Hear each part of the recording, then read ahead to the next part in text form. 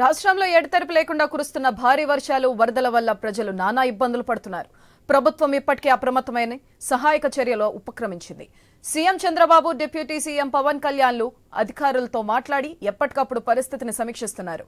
వరద ప్రభావిత ప్రాంతాల్లో సహాయక చర్యల్లో అధికారులకు సహకరించవలసిందిగా జనసేన నాయకులు శ్రేణులకు పవన్ కళ్యాణ్ విజ్ఞప్తి చేశారు. తాగునీరు, ఔషధాలు, ఆహారం అందించాలని చెప్పారు. మరో 2 రోజులు వర్షాలు ఉంటాయని వాతావరణ హెచ్చరికల్లో ఉన్న నేపథ్యంలో ప్రజలను అప్రమత్తం చేయాలని సూచించారు.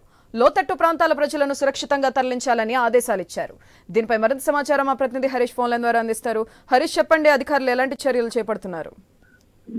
సుధాక్షి, ఏపీ వ్యాప్తంగా విస్తారంగా కురుస్తున్నటువంటి వర్షాలతో అక్కడక్కడ పలు చోట్ల వాగులు, వంకలు పొంగిపొలుతున్నాయి. దీంతో చిన్నపాటి గ్రామాలకి రాకపోకలు కూడా ఇబ్బందులు ఏర్పడినటువంటి సిచ్యువేషన్ ఉంది. ప్రధానంగా కోస్టల్ బెల్ట్ లో పెద్ద ఎత్తున వర్షాలు విస్తారంగా కురుస్తున్నాయి.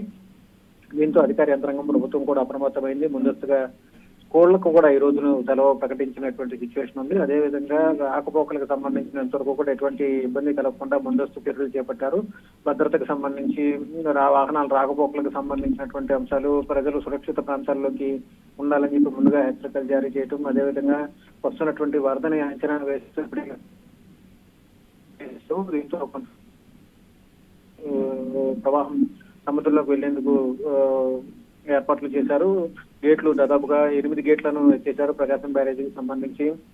దీంతో 4,000 క్యూసెక్ల పైకి నీటిని ఇప్పుడు దిగువకి వదులుతున్నటువంటి సిచ్యువేషన్ ఉంది. ఈ వ్యవహారం పైన ముఖ్యమంత్రితో పాటుగా అచ్చెన్నాయుడు కూడా ప్రత్యేకమైనటువంటి దృష్టి సారించారు. అధికారులకు ఎప్పటికప్పుడు ఆదేశాలు జారీ చేస్తున్నట్టు ముంపు గ్రామాల్లో ఉన్నటువంటి సిచ్యువేషన్స్ ని కలెక్టర్లతో ఎప్పటికప్పుడు మానిటరింగ్ చేస్తున్నటువంటి సిచ్యువేషన్ ఉంది. సుధార్, రైట్.